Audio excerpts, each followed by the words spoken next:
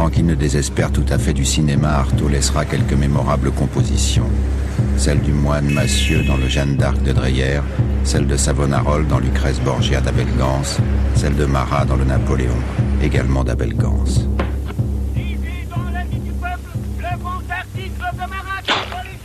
Mais bien, je vous fais peur. Vous avez quelque chose à me dire? Oui, ce sont des choses graves. Ma sœur Eugène? Reste tout, fiche le camp! J'ai pu me procurer la liste des Girondins qui veulent vous assassiner. Et tu peux me livrer les noms? Oui. Je t'écoute. Barbaroux. Barbaroux. Vergniaud. Ferme ce rideau! Nom de Dieu! Oui, c'est cela, le théâtre de la cruauté selon Artaud. Quelque chose d'aussi délirant, d'aussi communicatif qu'une épidémie de peste. Quand je vis, dit-il, je ne me sens pas vivre, mais quand je joue, c'est là que je me sens exister. Car le corps humain est une pile électrique chez qui on a châtré et refoulé les décharges. Il est certain qu'Artaud aurait bien rigolé devant ces images fabriquées à l'aide d'une petite caméra DV qui crache à 8 images secondes ce qui reste de notre humanité. Mais est-ce si sûr? Voici comment il présente le personnage central d'un scénario écrit vers 1924. Il a été frappé d'une maladie bizarre. Il est devenu incapable d'atteindre ses pensées. Les mots ne répondent plus à son appel. Il en est réduit à ne voir défiler en lui qu'un surcroît d'images contradictoires et sans grand rapport les unes avec les autres. Tout à coup, on frappe à la porte. Des sbires entrent. On se jette sur lui. On lui met la camisole de force. Il est emporté chez les fous. Il devient fou, réellement. Etc., etc.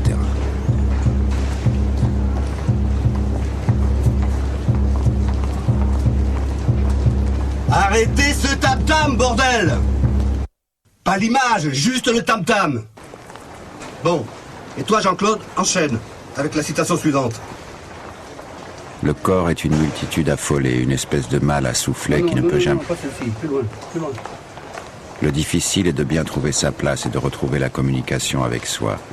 Le tout est dans une certaine floculation des choses, dans le rassemblement de toute cette pierrerie mentale autour d'un point de magique utilisation des choses. Et je crois aux aérolithes mentaux, à des cosmogonies individuelles. Je participe à la gravitation planétaire dans les failles de mon esprit.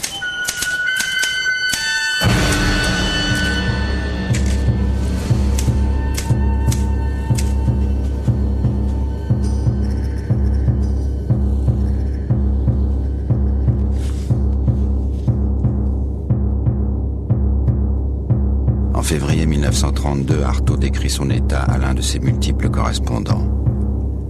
Il y a une certaine sensation de vide dans les nerfs faciaux, mais un vide actif si j'ose dire, et qui physiquement se traduisait par une sorte d'aimantation du devant de la figure.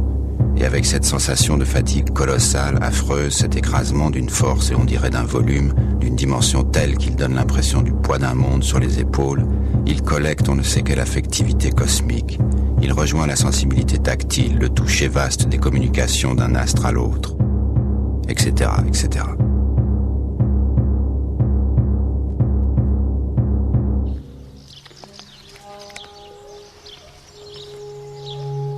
Rien n'éclaire mieux les états successifs par lesquels passe Artaud où l'urgence du présent suralimente une chaudière perpétuellement sur le point d'exploser que son écriture, ou plutôt sa graphie, qui rendra si difficile le déchiffrement des 406 cahiers d'écoliers. Vous avez bien entendu 406 cahiers, qui occuperont les 4 dernières années de sa vie. Car avec l'écriture, progressivement, c'est la danse qui s'empare de la place laissée libre par un théâtre introuvable.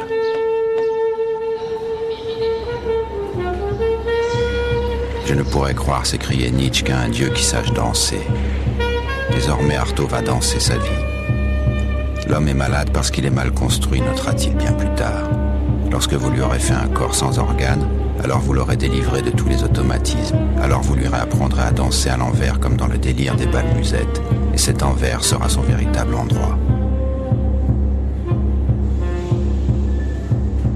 Le 10 janvier 1936, il s'embarque pour le Mexique à la recherche d'une nouvelle idée de l'homme, autant dire à la recherche de l'impossible.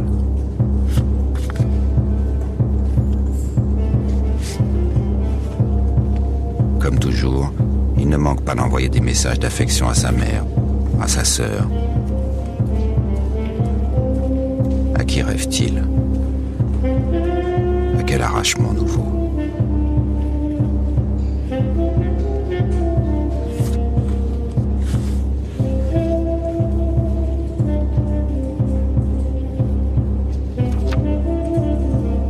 « 7 février 1936. Tout va bien. Tout est souligné 3 fois.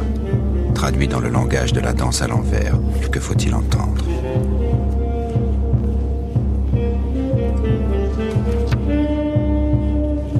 Octobre 36, retour à Paris.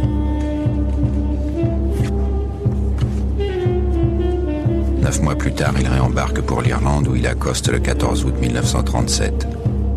Se souvient-il alors de ce qu'il écrivait en 1925? Tous mes rêves sont sans issue. Je ne demande qu'une chose, c'est qu'on m'enferme définitivement. 12 ans plus tard, à l'occasion de ce voyage en Irlande, ce sera chose faite.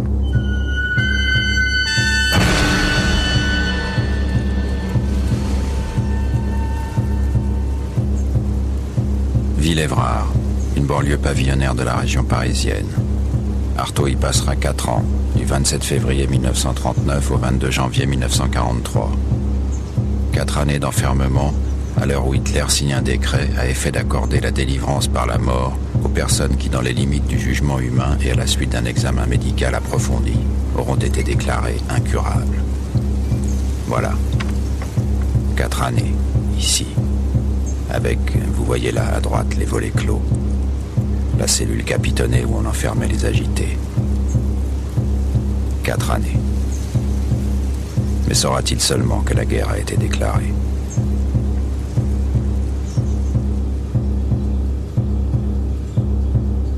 Le passeport d'Artaud est éloquent. C'est le passeport d'un SDF. Regardez bien. Tout est en règle. Cachet, attestation, d'entrée, de sortie. Mexique, Irlande, puis plus rien. Des numéros de téléphone, des rendez-vous notés à la volée et des phrases comme écrites sous la dictée. Des glossolalie.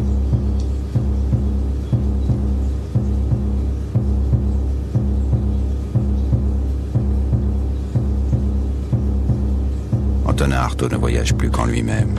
Pour la nouvelle contrée qui s'ouvre à lui, il n'a plus besoin de passeport. On peut s'y rendre en chemin de fer.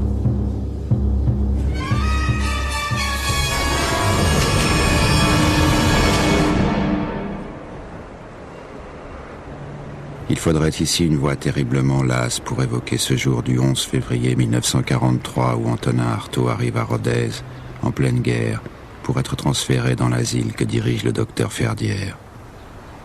D'un château l'autre, aurait dit quelqu'un. Artaud résumera la situation. Antonin Artaud est mort à la peine et de douleur à Villévrard au mois d'août 1939. Et son cadavre a été sorti de Villévrard pendant la durée d'une nuit blanche comme celle dont parle Dostoïevski. À quoi, encore une fois, répond l'écho anticipé de Rimbaud. Quant au monde, quand tu sortiras, que sera-t-il devenu? En tout cas, rien des apparences actuelles.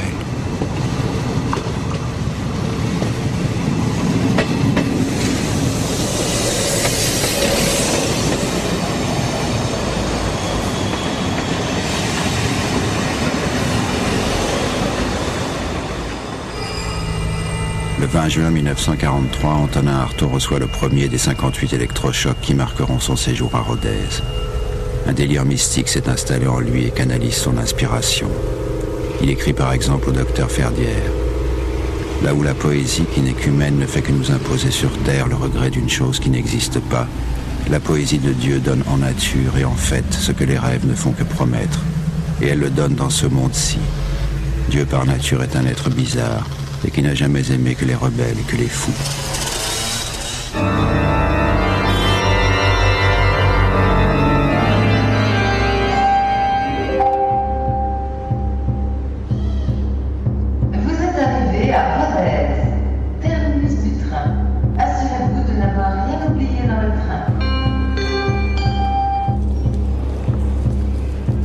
témoins rapportent que lorsqu'il fut autorisé à circuler en ville, Artaud aimait à venir ici se recueillir et peut-être souffler sur d'anciennes braises.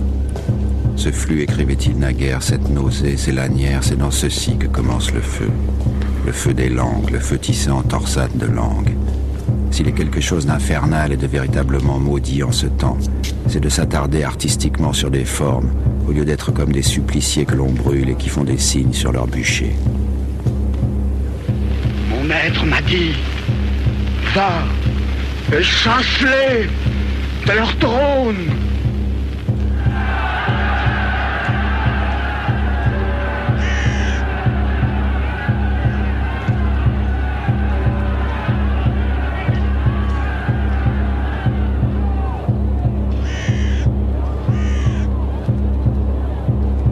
En 1937, avant son départ pour l'Irlande, Artaud avait publié une plaquette sans nom d'auteur intitulée « Les nouvelles révélations de l'être », où une fois de plus il assume son destin.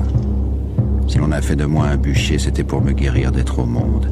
C'est un vrai désespéré qui vous parle et qui ne connaît le bonheur d'être au monde que maintenant qu'il a quitté ce monde et qu'il en est absolument séparé. Morts, les autres ne sont pas séparés. Ils tournent encore autour de leur cadavre. Je ne suis pas mort, mais je suis séparé.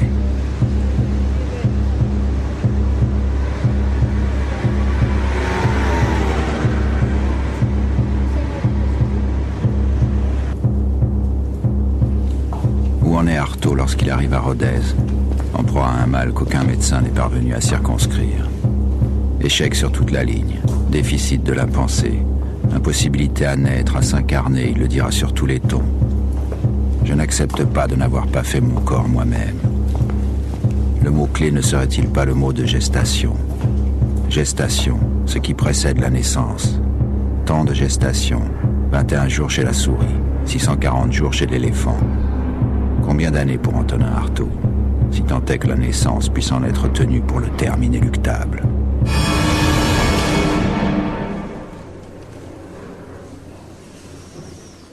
Fin 1943, à la demande du docteur Ferdière, Artaud rédige le rite du Payol chez les Tarahumara, qui fait suite à un texte publié dans la NRF à son retour du Mexique. Je n'allais pas au Payol tant curieux, écrit Artaud, mais au contraire en désespéré, qui veut enlever de soi encore un dernier lambeau d'espérance, détacher la dernière petite fibre rouge de l'espérance spirituelle de la chair. J'allais donc vers le Payol pour me laver. Ce manuscrit est aujourd'hui conservé à la Bibliothèque nationale et il s'achève sur ces mots. Voilà à peu près tout ce que les Tarahumara m'ont appris sur la question. J'espère que ce petit travail vous aura apporté ce que vous en attendiez. Peut-être ces quelques mots en disent-ils long sur ce qu'en effet le docteur Ferdière attendait de ses pensionnaires. Page suivante. Le cahier se transforme en lettres. Retour aux vicissitudes quotidiennes.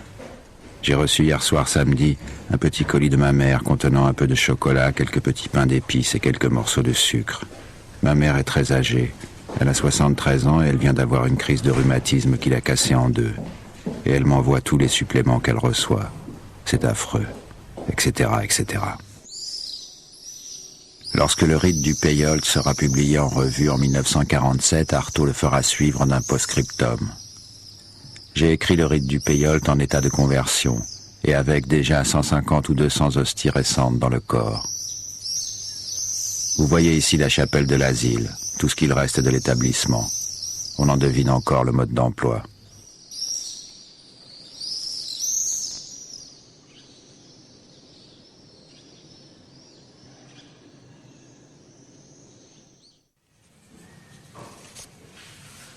Début 1945. Pour Artaud, tout recommence. Voici le premier des 406 cahiers qu'il remplira pendant plus de 3 ans. Ici commence une autre écriture. Une écriture sans repos, poursuivie dans la fièvre, soulevée par des accents prophétiques. Une écriture à jamais inachevée.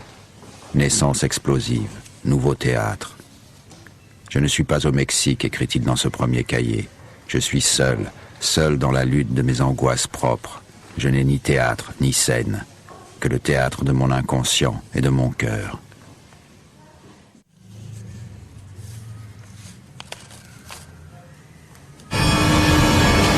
Le 26 mai 1946 au matin, sur le quai de la gare d'Austerlitz à Paris, le docteur Ferdière confie Artaud à ses amis parisiens. Le 7 juin, une matinée théâtrale est organisée à son bénéfice.